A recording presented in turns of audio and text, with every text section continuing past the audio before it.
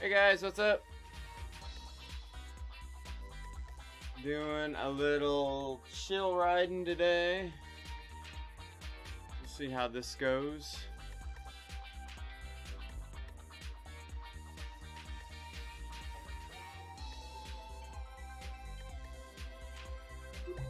I didn't put on my heart rate strap. Let's try a new one today. Let's push it from the watch. 'Cause I think my strap's upstairs.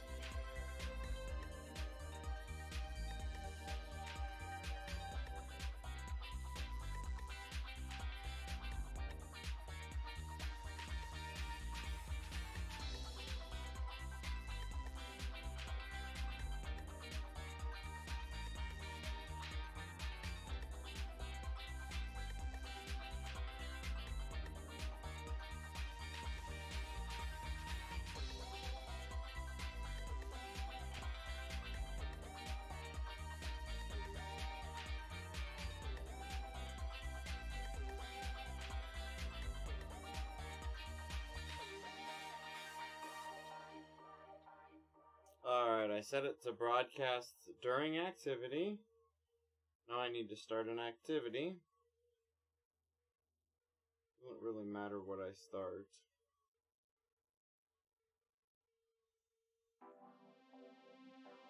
We'll see if we can get some heart rate here. There we go.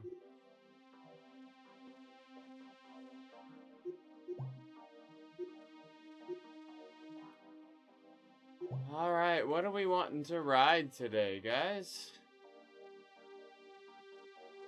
There's 4,000 people on Richmond. That is interesting. Prefer flat roads? Just ride circles? Andy Starkowitz is out here. Pro triathlete, right? Interesting. Oh, that is loud. So let's pull back the Zwift sound effects a little bit here, huh? Little bit less. Little bit less. And get some music started.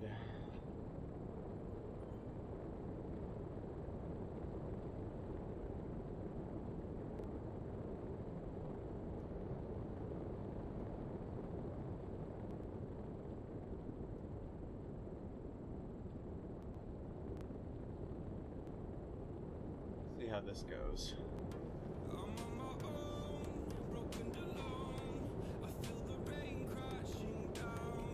I do have a lot of my mic filters off today because I don't have fans running or anything right now. I'm gonna adjust something here though. It's gonna get loud. Let me mute this.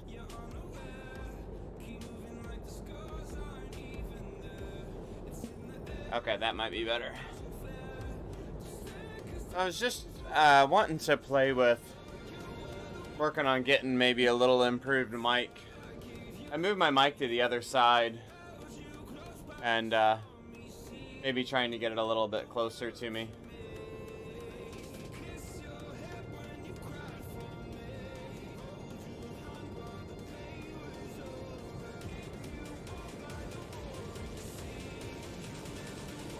The cobbles are way too loud.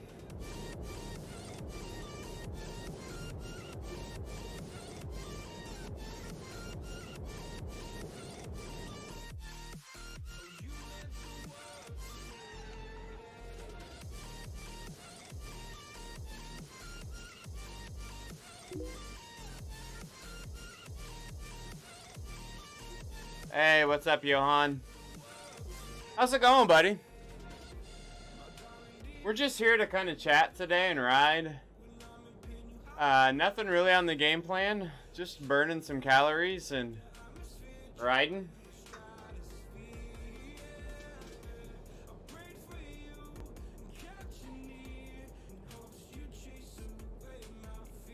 Not sure why it's showing no heart rate. We might need to go put a heart rate strap on. Hey, Weebles, what's up, man?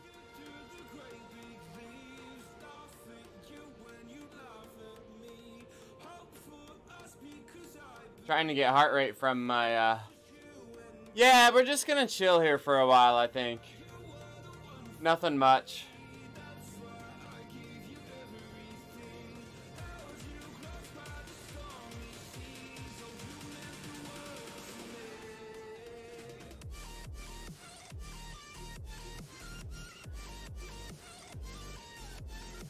I'm not sure why we're not getting a heart rate here.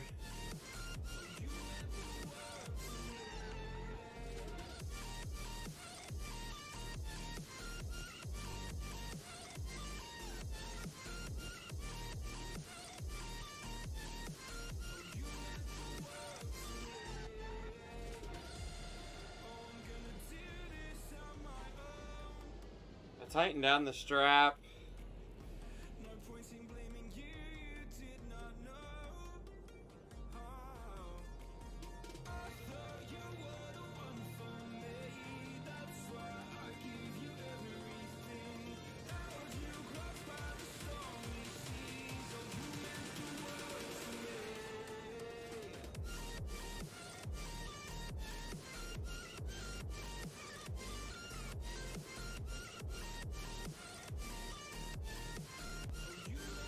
I'm gonna reboot the watch. See if things get better with a reboot.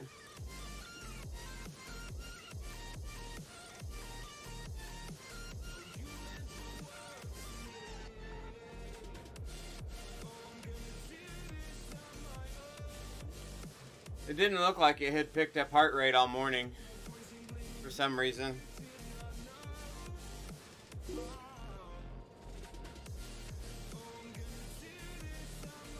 Yeah, I just, my strap's upstairs, and I realized I didn't have my strap on, so I was gonna use the watch, and then the watch is being funky here. Now it's picking it up. Now I gotta get it to broadcast again.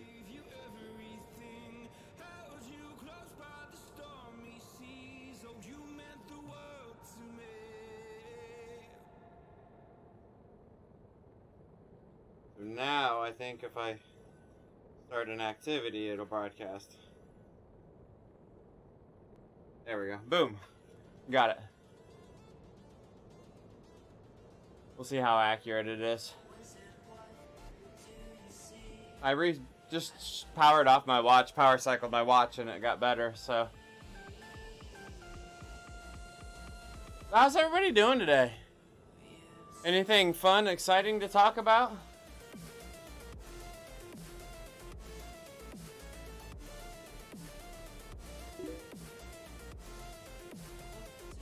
Going good, Bugsador. Going good.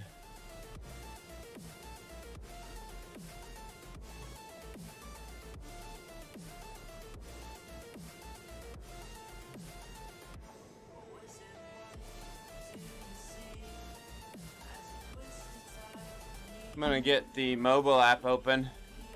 Yeah, I found the primary thing that I like about having the mobile app, the companion app open now, is like there I missed chat in the open world. There's no good way to really go back and look at that chat. If you got the companion app open, there's a chat log in there. So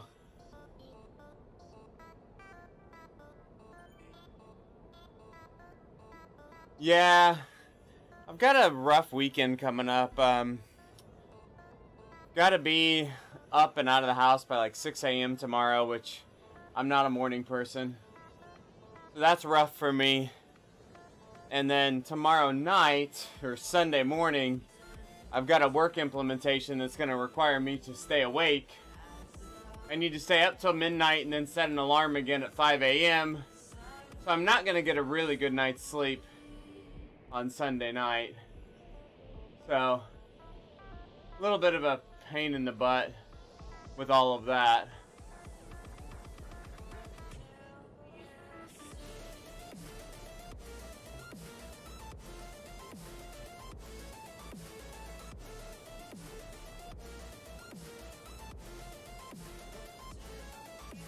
Oh yeah, no full rest days. I do a lot of active recovery. I don't do a lot of full rest days.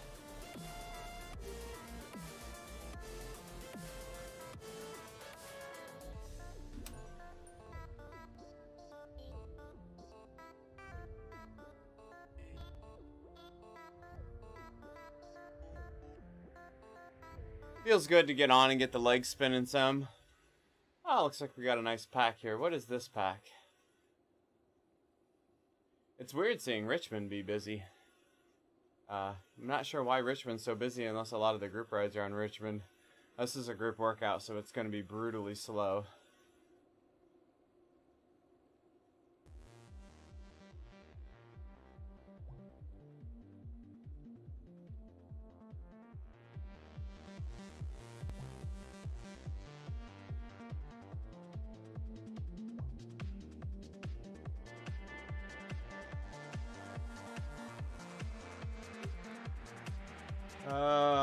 What do I need to do here? That's not what I want. Is there any good races or anything going on right now? That's kind of what I was looking at here on the other computer.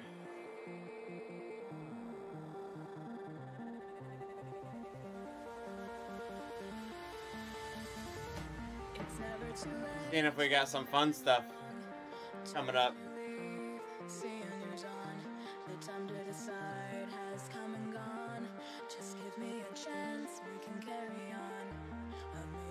I gotta log in under my alternate user though to do anything. I don't want to screw up my current ride.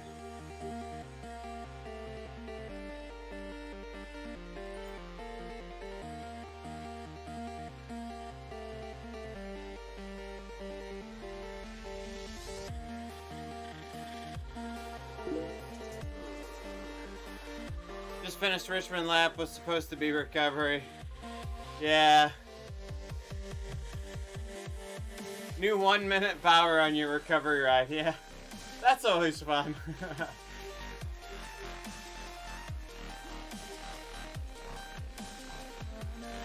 So I'm looking to see what we got coming up.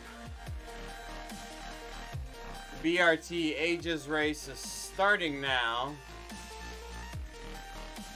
We've got the Revo TT series in a few minutes.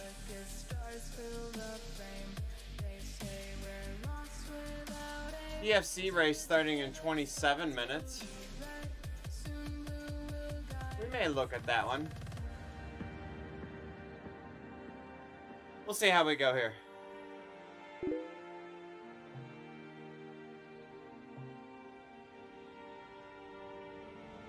It is not possible to turn around on this course, no. Bugsador, there is no reverse direction on this one. Unfortunately.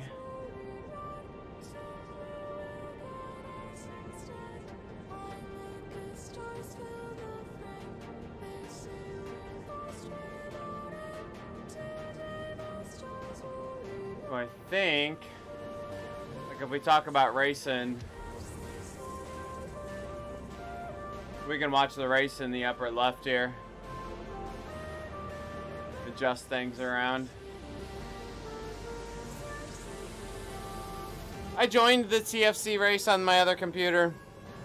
We'll see where we're at that point. If we want to watch it or not. Yeah, your only option on this one is to do the short loops. Hey Kim, what's up?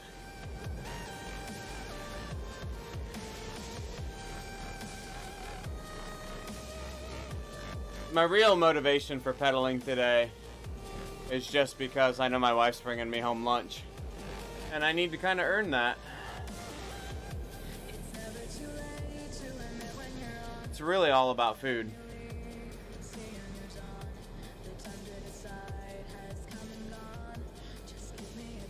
Yeah, Kim crushed the race. That is for sure. Sounds like we got another fun one coming up this week.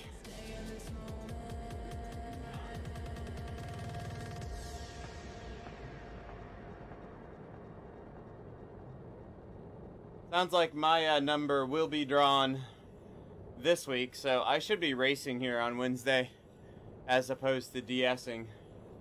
So, it usually is somewhere along the lines of Taco Friday, Kim. Yeah, it's my wife usually brings me, what has it been? I can't even, Moe's. This is a local, Mexican restaurant. She usually brings me like a rice chicken bowl. Some Mexican rice with chicken and all the good stuff in it. I don't think they, quote, released the course. But rumor is it's one of the flattest courses available, so it'll be fun. Round night, this is Kim Little, who started in the race this week, yeah. Oh, Tom Oliver, welcome to the Zwift Club, man. Just ordered Zwift today.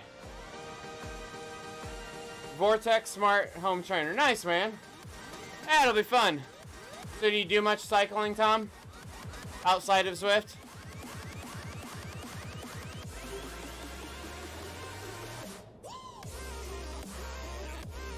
I just got my text. Lunch. Not for the past 12 years. Okay.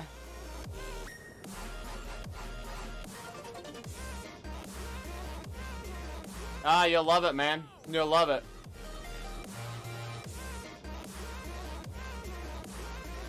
I'm gonna kick the fan on. I don't think it'll mess with my mic too much.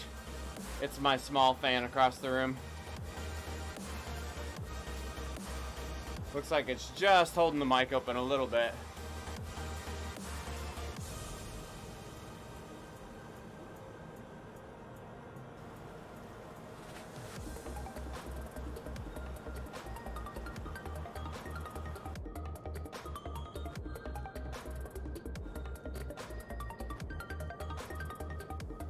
Alright, we should be better now.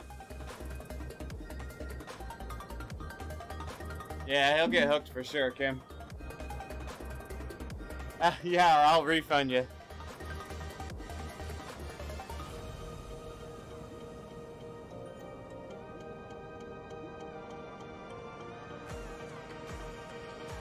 Replacement ant stick, okay.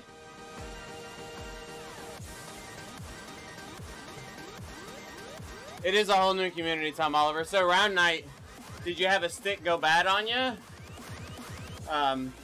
Are you able to use Bluetooth or anything like that in the short term? I actually have 2 sticks here. I'm thinking about getting a third one because it could come in handy for a few of the race coverage things that I do.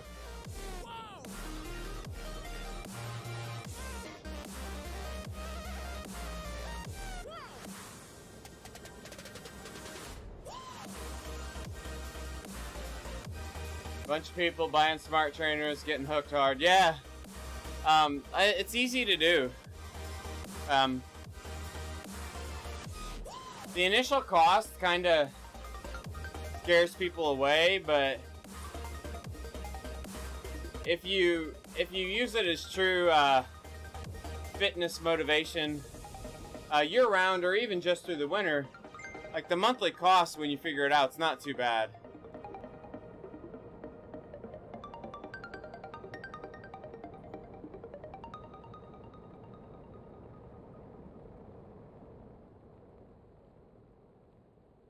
Oh, yeah.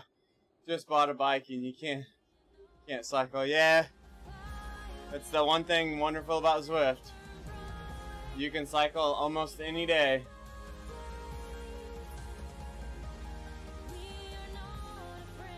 Okay, so round night, if your laptop doesn't have Bluetooth, if you've got the companion app installed on your phone, if your phone is on the same network as your laptop, you can still connect through there. So, hey Jangro, what's up, man?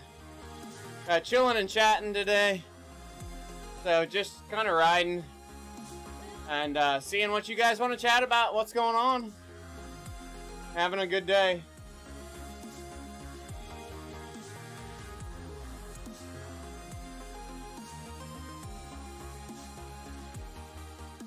So, like Round Night, if you have a Bluetooth capable trainer or power broadcasting device, even maybe if your heart rate strap and stuff like that's not Bluetooth, you could probably get it working.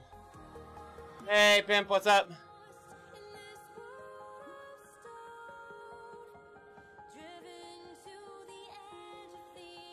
In real life, temps here are coming up.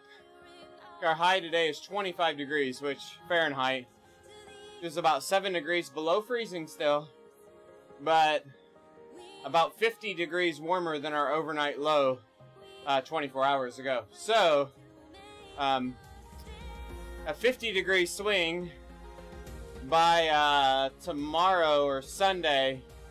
I think we're going to have about a 70-degree swing, yeah. It'll be above freezing for a high tomorrow, Sunday and Monday. So, very excited to get out of the deep freeze for sure. Yeah, Bugsador, I didn't really leave the house for anything. I did shovel the driveway last night when it was about 0 degrees Fahrenheit outside, which was cold. But we managed. We got about 3 inches of snow yesterday evening as well, so I'm ready to get out of the deep freeze. To actually be warm enough that I would consider riding Sunday and Monday outdoors, just with some sleeves and, you know, some pretty minor extra layers. But I think the road conditions are going to be bad because we've got so much snow and so much product on the roads for snow removal that it's just going to be wet and nasty, I think. Yeah.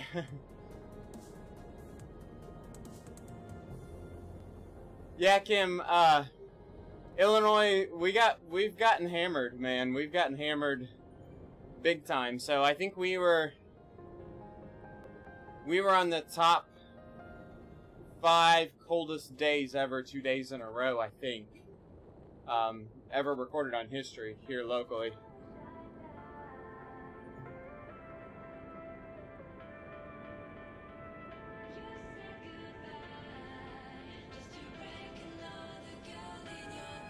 Thanks, Mbang. We appreciate that. I know I can say this on behalf of my entire Super League team, and of course team leader Kim Little, that we are loving the support from the community.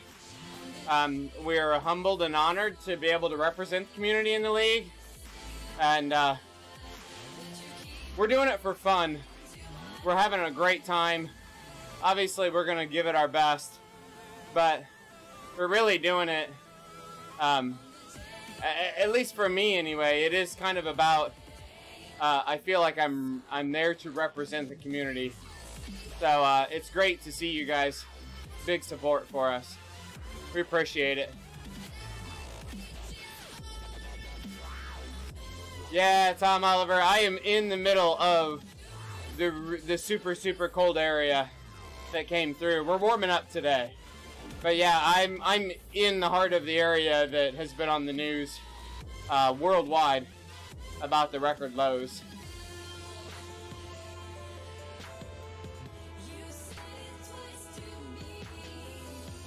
Yeah, so we got down to like -20 or -25 Fahrenheit, which is over -30 Celsius, and that was raw temperature, not wind chill factor. A lot of my friends did the, there was 2 different things on Facebook I saw a lot of. The throwing a pot of boiling water in the air, and it evaporates before it hits the ground. And blowing bubbles that freeze in the air.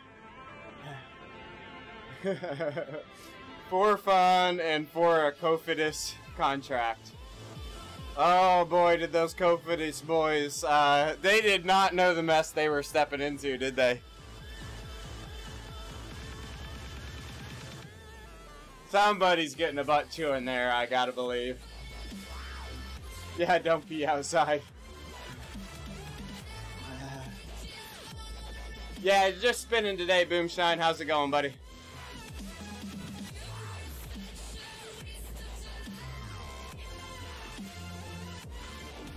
And there's not a better course to just spin on than the Richmond flat course here. I think we maximum gradient this sucker at about 2 degrees. This is, I believe, the flattest course.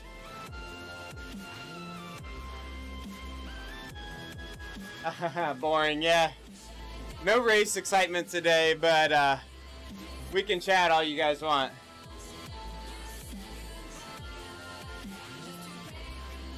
So lots of talk. I don't even know if I want to bring it up, but I kind of put myself out there a little bit on Zwift Racers with a lot of the comments about the requiring national licenses to win the national champs jersey on Zwift. So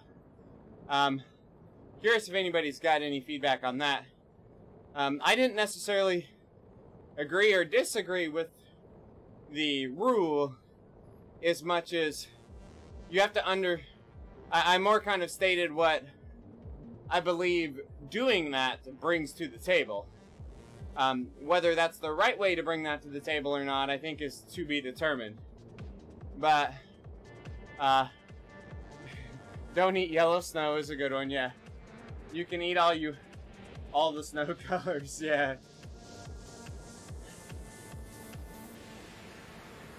You also need one to place because of gender-proof rules. Yeah, Wheel Matt, that's not one that I had in mind, but I think you're right. I mean, what it comes down to is if you require a National Federation license to win, that winner has signed a contract. And in that contract, there are things like gender rules, doping controls, codes of conduct.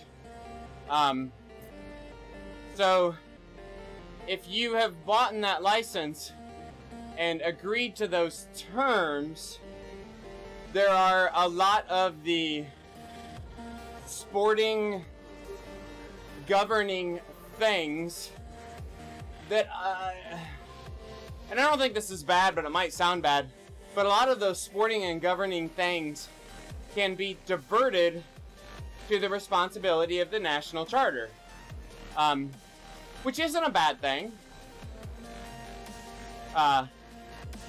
So rather than Zwift having to make their own doping controls and their own gender verification rules and things like that, basically the national champion has agreed to those terms in their federation. So it does not cover all of the potential ways to let's just face it, all the potential ways to cheat or to verify yourself within Zwift. So it isn't a all-encompassing solution, but it at least provides a mechanism for some of them. You know, so far, the national federations aren't covering weight doping, bad trainers, setup issues, deliberate or not deliberate. We don't even have to get into deliberate parts of it. Although I do think a code of conduct somewhat probably covers the deliberate cheating part of it. So I don't think it's bad. It's just not complete, right?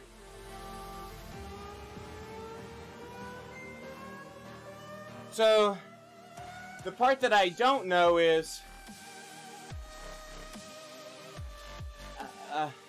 have all the national federations signed on to being the governing body? Like,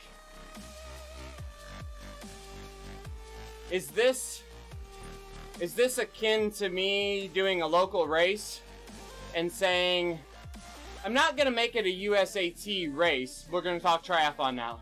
I'm not going to make it a USA Triathlon official race because there's too much red tape.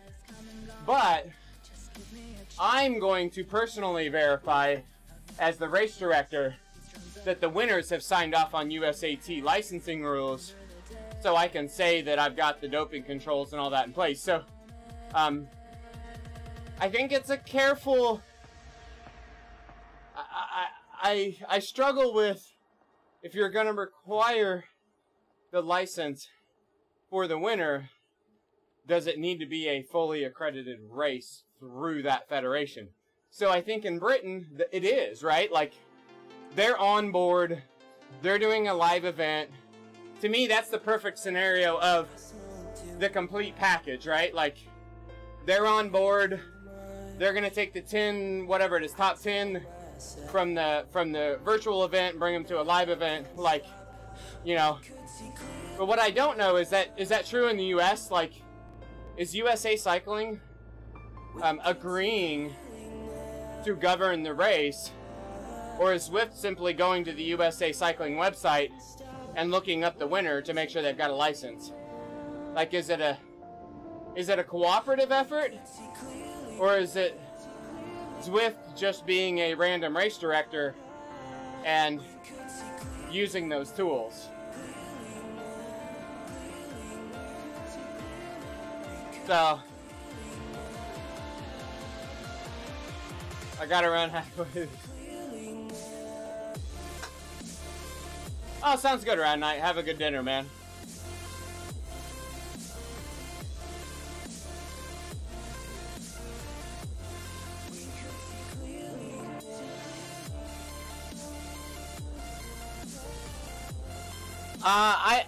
I don't know the exact format of the UK final, but my understanding is the final, the crowned national champion of the UK will come from the 10 live finalists, is my understanding. So, I don't know the exact format. So I think you guys get what I'm saying. You know, like, in the US, if you have a USA Cycling event, they provide the marshals, or they provide the officials for the race and things like that. So, is this like full-on official, or is it just after the fact verifying they have a license?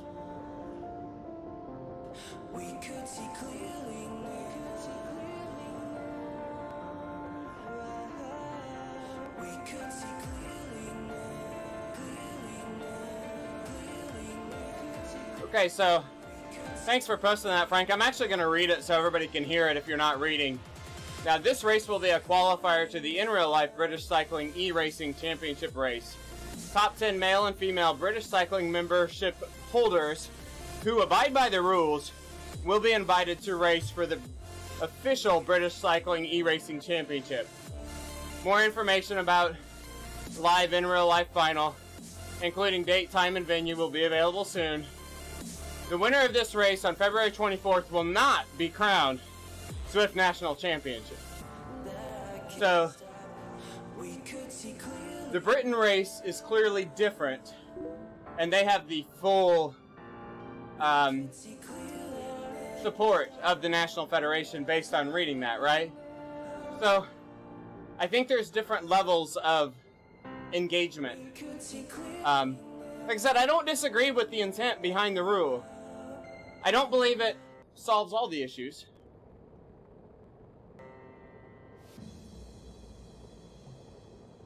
I'll say that again because I just had a bunch of dropped frames. I believe in the intent of the rule, but I don't believe it solves all the issues. But it at least puts a contract in front of the winner to force them to agree to their federation rules that include doping controls.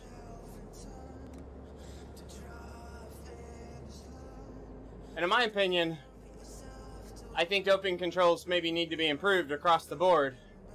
But in the end, I don't necessarily feel like every single person has to be tested in order for it to be a complete doping control. I think just the fact of they are subject to testing is enough to, number one, discourage a lot. But I think the overall doping programs need to be improved.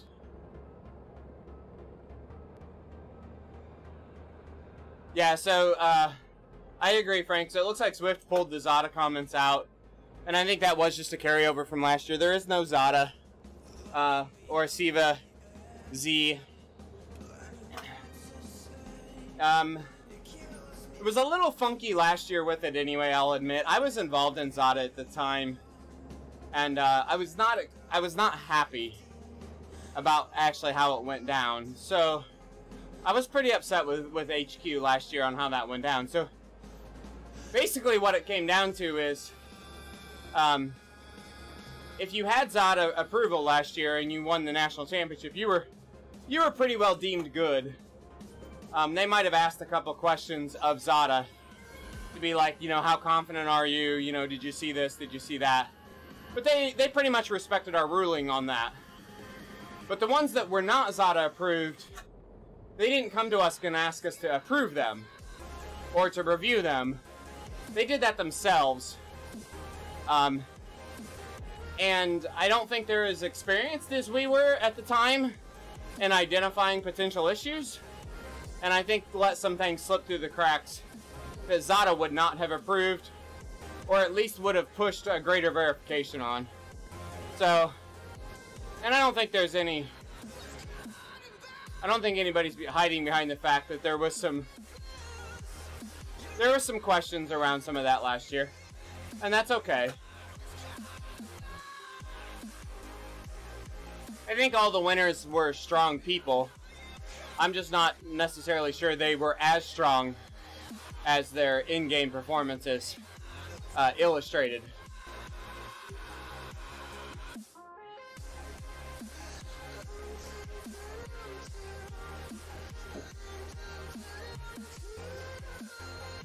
So that's kind of my licensing thing. I've hesitated typing this because I don't want to stir the thousands in the forum. But it's a lot of complaints about, like, why do I have to have a license? I just want to race. Then just race, but you can't win. It's that simple. Just race. You can't win. The licensing, whether it's a national federation or anything, in order to get, at some point, in order to get to some real structured, organized racing, some sort of licensing or credentials or verification needs to be a part of it. So if it's not the National Federation, it's got to be something independent eventually. Maybe not this week, maybe not for this year's Nationals, but eventually all of the things that are stated as a problem need to be covered under some sort of governing body. So if you don't like this license because you don't race outside, well, you're gonna have to pay for a different license. All of those things don't come for free, and your $15 a month to pay for Swift, in my opinion, shouldn't cover full racing credential coverage. If you want to race at that level, I think that should be an add-on, an additional cost, whether that's paying for your National Federation license or some sort of esports racing license. Maybe it's a separate category under your national license. I don't know, but I think it's naive for people to say, I'm not willing to pay for licensing, but then they constantly post and complain about unregulated, unenforced rules and the wild, wild west of racing. Like, at some point you have to get behind some sort of governance, or you gotta quit complaining that it's the wild, wild west. If you have no governing body, if you have no rules and laws, you're going to have chaos. And those things don't come free. So. Right, Matt.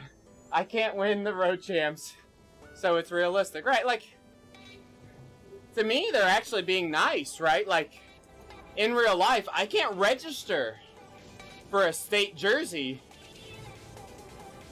I can't register for a state jersey race without holding a license, right?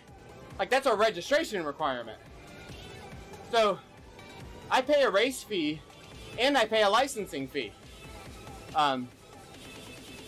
Here, Zwift is saying, we're not requiring you to pay the licensing fee. We're just saying that's what it's going to take to win. So they're allowing you to participate without the additional fee. That's a lot nicer than what in real life is. I know a lot of people that register for races and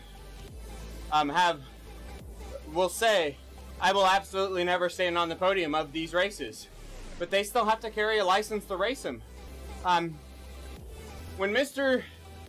and Mrs. Smith decide for their 40th birthday, they're going to register for an Ironman because they're going to prove they can do it and they want to get fit and they want to change their life.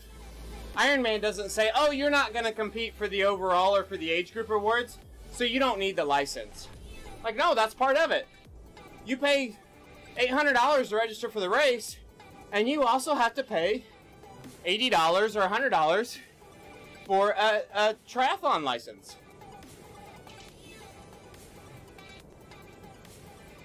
Oh. Chat has gone quiet, so I've been on my soapbox. So, we can switch gears if we want. But that's my rant. A little bit. I got a little too ranty there, probably.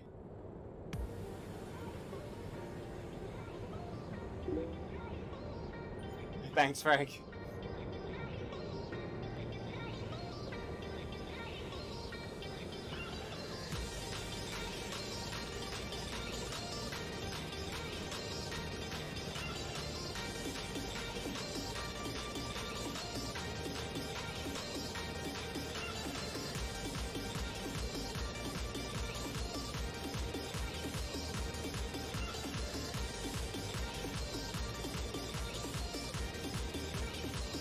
Got a nice group ride now to hold on to.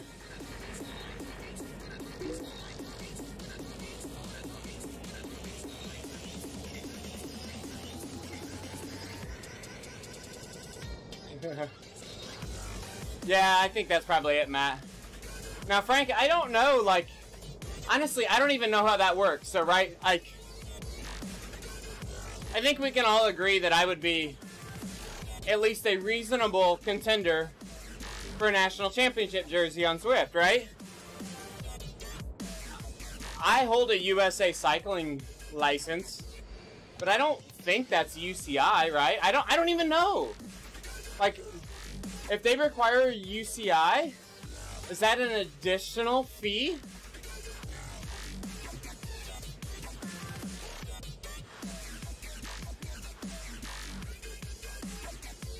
Like, I know that's not what they're requiring right now, but I don't even know. Like, I think UCI is like an extension, right? Like, if I want to go race UCI regulations, I think, like, they use my USAC credentials, but I think there's, like, an additional fee to that, right?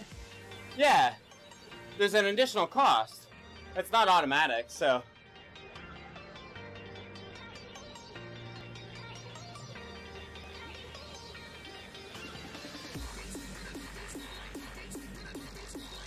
So, Frank, like, if I wanted to go race,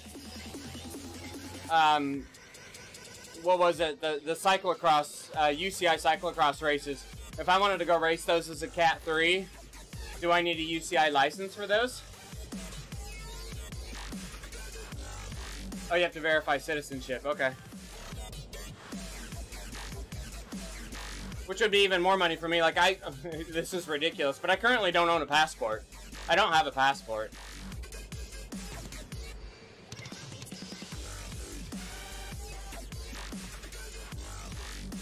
Yeah, Matt. Exactly.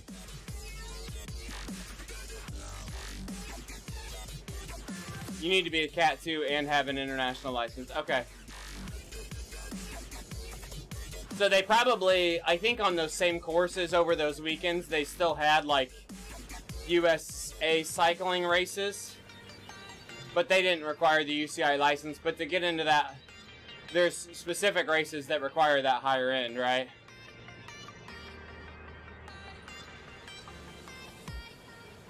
She's a handsome woman. So somebody did comment, Zach commented, which I understood the purpose, but I don't think this is, you know, guys, and I'm not a Zwift insider, so I don't know, honestly. But one of the comments was speculating that it was just about validating identity. You can validate identity without requiring a license. So while that may be part of it, it's not the main driver behind it. If they're only worried about identity verification, just some sort of government-issued identification, passport, driver's license, ID of some sort. If it's good enough for the TSA, it should be good enough for identity for the Zwift stuff.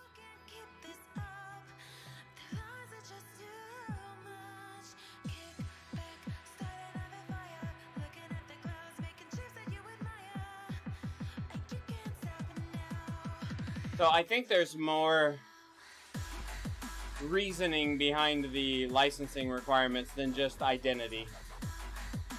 And not to say that's not a factor, but I think there's a lot more to it than that.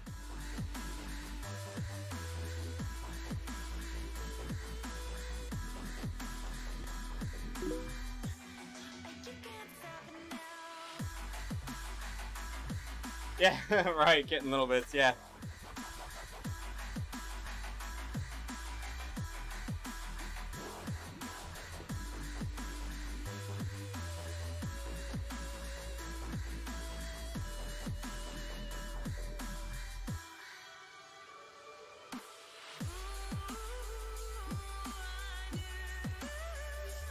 So the UCI sanctioned cross races, technically different, yeah, than the amateur races. Okay, yeah, I gotcha. So they're sister events operating under different licenses by different federations, but they're sharing a venue and often sharing a set of officials that are crossed over as far as certification, right?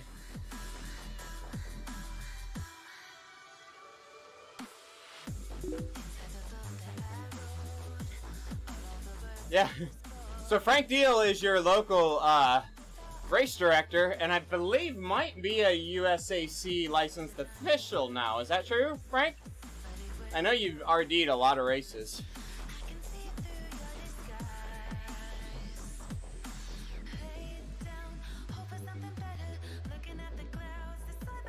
Not an official, okay. So I can't send you a half-naked video to verify my weight, Frank? You asked for that for different reasons? I think I've been bamboozled.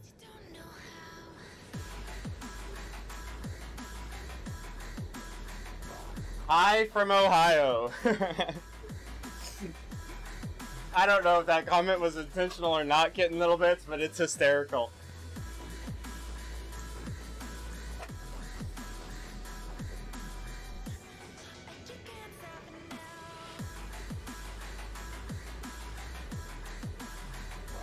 If you're riding on Zwift, the only proper response is, hi from Ohio.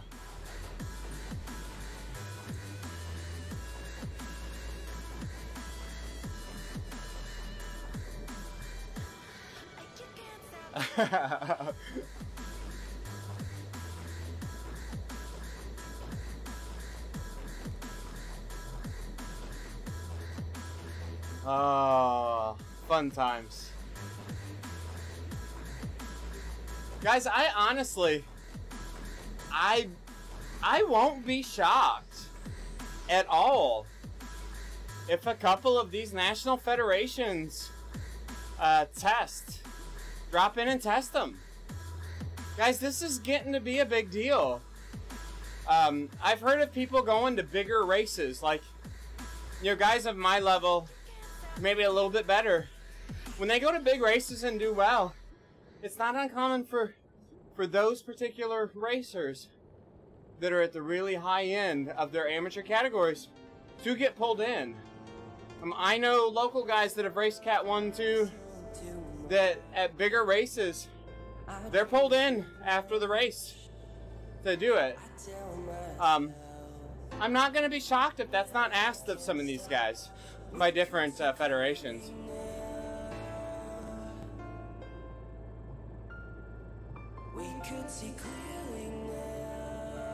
Pimp is in Ohio.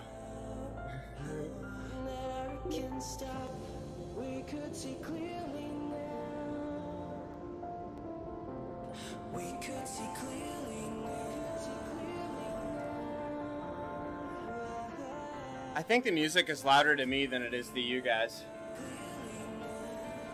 Can't believe they busted that 90-year-old. But that's, yeah, Matt, they did bust him. It's unfortunate. I don't know, did they ever really, like, I think he lost his stuff, right? Like, they didn't sanction him, but I think technically he didn't get his win, right? Like, the win was taken away because that is the rule. But they did not sanction him from a suspended from competition kind of thing. So I think, like, next year he could go he could go do it again. God willing, he can, but, they didn't put a penalty on him, but I think the way the rules were written, they basically had to take away his win. Right. Yeah, Frank's in a very beautiful area. Right in the mountains in there.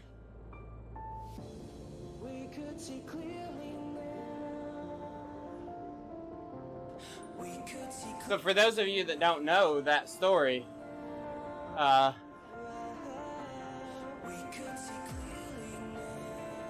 was it a Training Peaks camp? Getting little bits, or Training Peaks? Not Training Peaks. Hunter Allen, Peaks Coaching Group. Peaks Coaching Group. Hunter Allen is pretty local, fairly local to Frank. They do a lot of those up there. CCSD, okay. For those that don't know about the 90-year-old, what he did is he basically ate like a double helping of beef liver the night before the race or something ridiculous like that. So I read this article and it kind of explains it. So what happens is often beef cows are fed growth hormones. Those hormones in the cattle settle into the liver, and if you eat a lot of hormone-aided cattle liver, you can test positive for those growth hormones that are banned by the doping controls. So while they're not intentionally doping and don't have levels enough to probably provide any enhancement, they technically failed the test. They know why they failed the test. It completely makes sense, but it comes down to, honestly, you either got to stop eating beef liver, or you got to be damn sure that you're eating liver from animals that were not used with growth hormones. They have to be like grass-fed, organic beef cattle.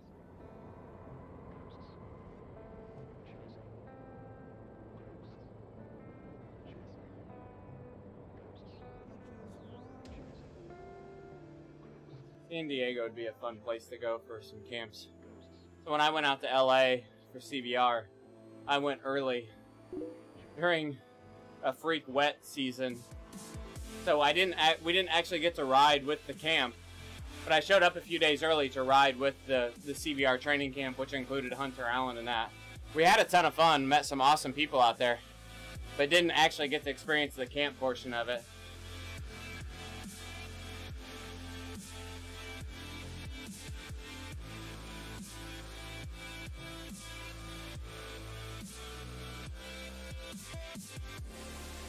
It is a really odd feeling to know now you know, as you go through some of this stuff, some of the people you get to run into, you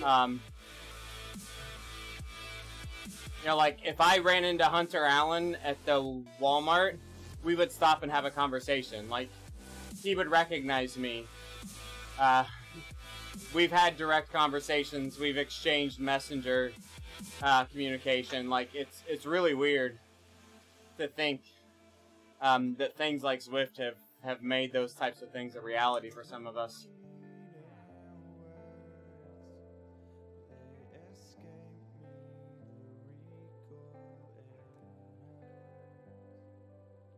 Put a small mirror in your glasses so you can see. Honestly, I think he might have been serious getting a little bit. I will admit that I'm kind of afraid. When I go out on my group rides, I a lot of times use one of the old men cycling mirrors. I like to be able to see what's going on behind me. Honestly, I'm often on the front pulling pretty hard. It allows me to control my group a lot better without being obvious and turning and looking and checking for people falling off the back.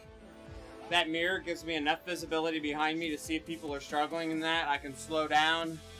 I could definitely see where that could be useful in a racing environment. I've never put it on in a race, never attempted it, but I could see it being very valuable. I use it a lot when I ride, even cars coming up behind me and stuff. It's just nice to be able to have you can keep track of your surroundings and protect yourself a lot more when you can look behind you by moving your eyes instead of moving your head. And same thing in a group ride. You can keep status, you can keep track of the group a lot better when you can keep your primary focus down the road, but still scan completely around you. So,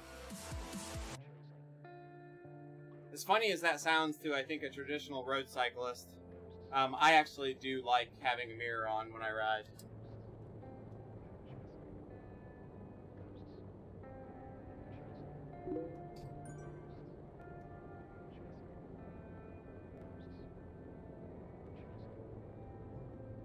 Yeah, I think I would have a hard time doing one that was inside my glasses, because you'd still have to turn at a hell of an angle to see it, right?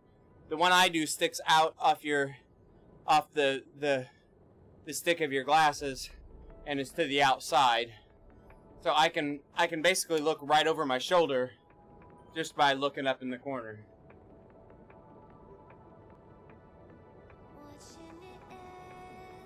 How many kilometers do you get on a chain indoors before you change it? Mine is stretched to around 0.8 now. Change it. I don't track mileage. I change it with the stretch. So usually when my stretch gauge drops in at 0.5, I order a chain.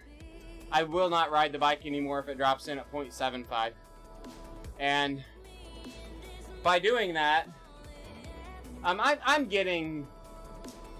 probably getting a couple thousand miles out of a chain indoors, because I'm not going outside. They don't get a lot of contaminants in it. So, like, you get a lot of dirt and contaminants outside, it will grind the chain a little bit more. Indoors, if you keep it lubed, the contaminants should be less. And they should last a little longer. But chain life is really about stretch, not anything else. So, if you have a gauge, just use the gauge and replace it, because the real damage to a used chain is when it gets stretched, it overly wears your crank and your cassette, and you start then when you do get a new chain, it starts skipping and all that. So to save the expensive parts of your drivetrain, you want to be replacing your chain when it gets stretched. If it's stretched in 500 miles, replace it. Buy a different chain next time. Don't keep buying that junk. But it's really all about stretch.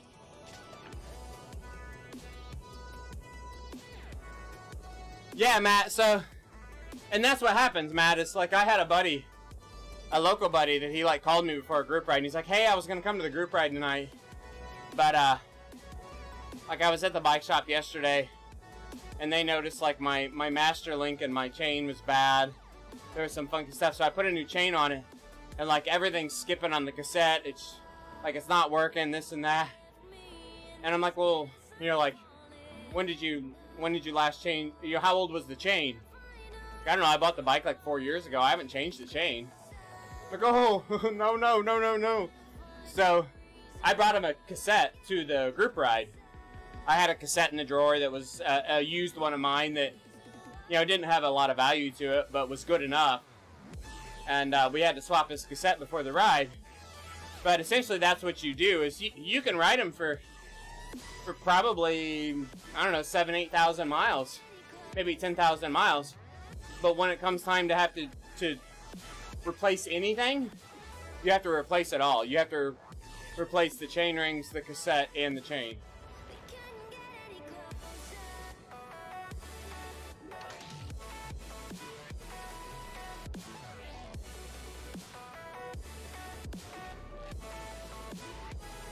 Would it register lower power? I don't think you're gonna see power changes that are significant. If you lube a really stretched chain, it's still gonna run pretty smooth. It's just gonna start wearing your teeth oblong. So there might be a tiny additional bit of drag, but it's not like you're gonna gain 30 watts by changing it. Assuming you're keeping it lubed and maintained, you're not gonna gain a lot. So, and honestly, I'm surprised, unless it's not lubed, that it really got that noisy too. Honestly, the noise usually comes from like dry, lack of maintenance, not necessarily stretch. It'll get noisy when you replace a stretch chain because it starts rattling a lot. But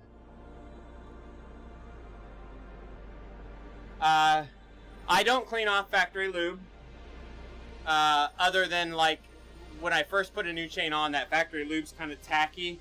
I'll usually use something pretty mild,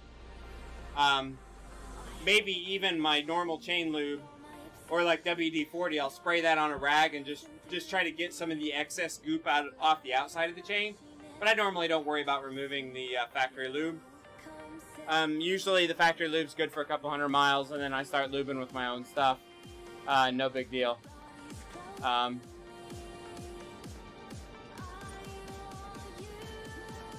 If you use high quality lube, a lot of places recommend like stripping it and using your own. I don't get that picky about it. I leave the factory lube on. I start lubing when that's kind of gone. I keep it clean.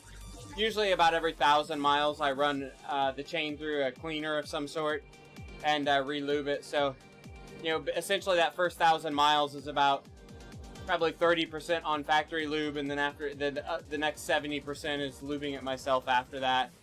Once you strip it at about 1,000 miles, you're cleaning it out and starting over again. Chain stretch, there's a chain stretch gauge you can buy. Park Tools makes them. It's essentially a thing that hooks on the chain at one end and then a tab that drops in at the other. When the tab will drop into the link of the chain has stretched that amount. They're usually dual-sided. Frank posted you a link there.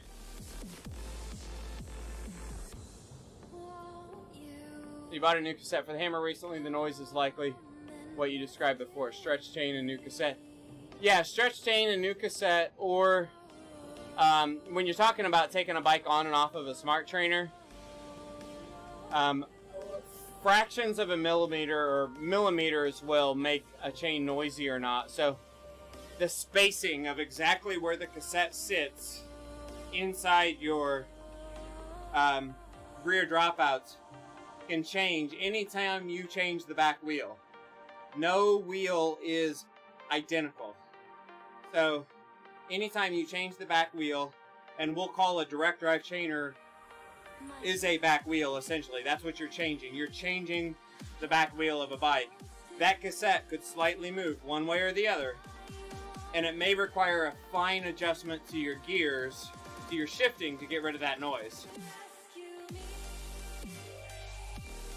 typically the noise or the problem with new equipment on a skip chain is what Frank's getting at. When you start putting out big power, it starts slipping like a slipped belt. So you'll go to hammer real hard and all of a sudden it'll be like clunk, clunk, clunk, clunk, clunk, and it'll spin real fast. It'll start hopping the gears. That's really the main issue. You don't have to take the chain off to measure, no. When we get done here in a minute, I'll grab my chain gauge and I'll show you guys. Actually, I'm pretty much done riding. So I'm going to hop off and I'm going to move the side camera over and I'll show you guys what a chain gauge does. So let me move over here and see if I can reach my stretch gauge. As things fall over in my room and so on. Okay. So we're going to move this upper camera a little bit.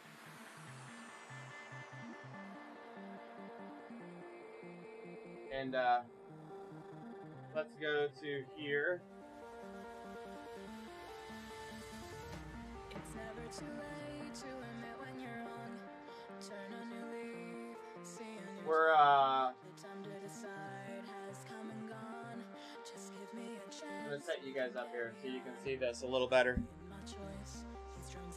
So this is the chain stretch gauge. You see the curved ends here hook on a chain link, and then the pin on the other end drops into a chain link, and it's measuring the distance from here to here. And if you look at this one, if I get it really close here, I don't know if you can see it or not. One side is marked 0.5 and one is marked 0.75. So what I do to measure the chain stretch is I hook the hook side into the chain, and then you drop the pin into the chain. If the pin will drop into the chain, then it's stretched that amount. So if you see here, the pin won't drop into the chain, so I do not have 0.5 of chain stretch yet. So once I get 0.5, once this one drops in, I'll order a chain. And then I flip it over and that's 0.75. When this one drops in is when I replace the chain. So you can check it in a few spots. You can go down and check it on the lower one as well. You know, they say you're supposed to check it in like 3 or 4 spots, but basically the way I do it is if the 0.5 will drop in, it's time to start doing something. So that's how it works. Yeah, that's hair on my legs. It's winter. All the insulation we can get. Yeah, it's good to keep tabs on the chainring stuff. Honestly, I stay on top of my chains. I have cassettes and chainrings that have at least 10,000 miles on them now. The ones on this bike have at least 10,000 miles on them. I've never replaced a cassette or a chainring because I have to, because of wear. There's been times where I buy a new cassette, more so to just buy a new cassette, right, to get a new one. Not necessarily that I have to. So guys, I built this new new overlay here, so we can chat a little bit sometimes at the end of these too. So I'm gonna save this ride.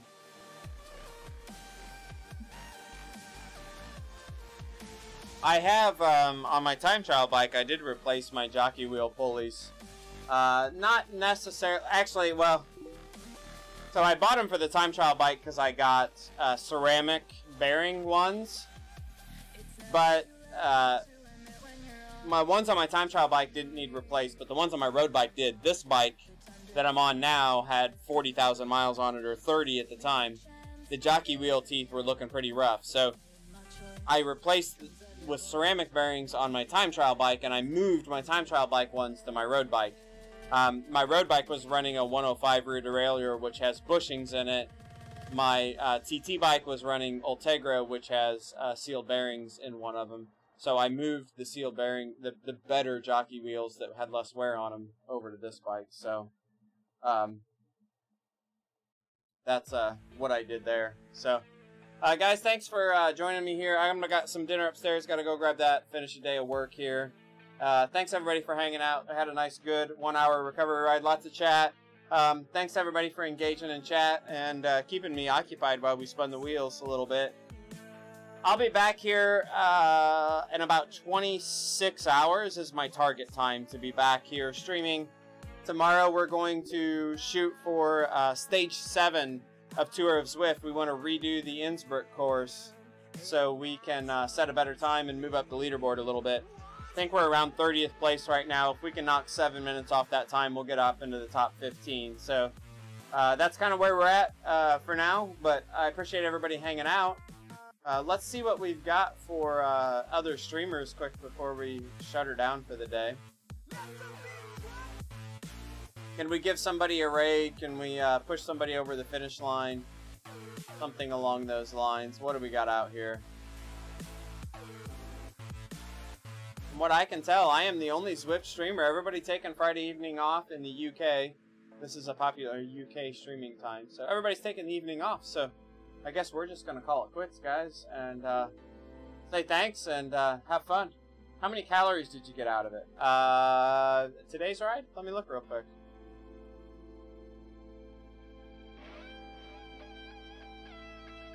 I can pull that up and look in a matter of about 30 seconds, I think.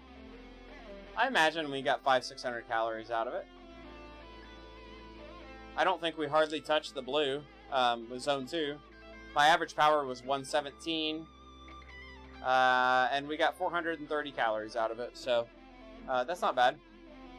We'll take that. An extra donut or two, right? We're all about the donuts, so... Thanks, everybody. Have a good weekend if I don't see you. Like I said, back tomorrow, 26 hours. Nerdy Black. What is that? Nerdy Black Cat. Thanks for the follow, man. I appreciate it. Loving all the support. So, alright, guys. We're out. See y'all later.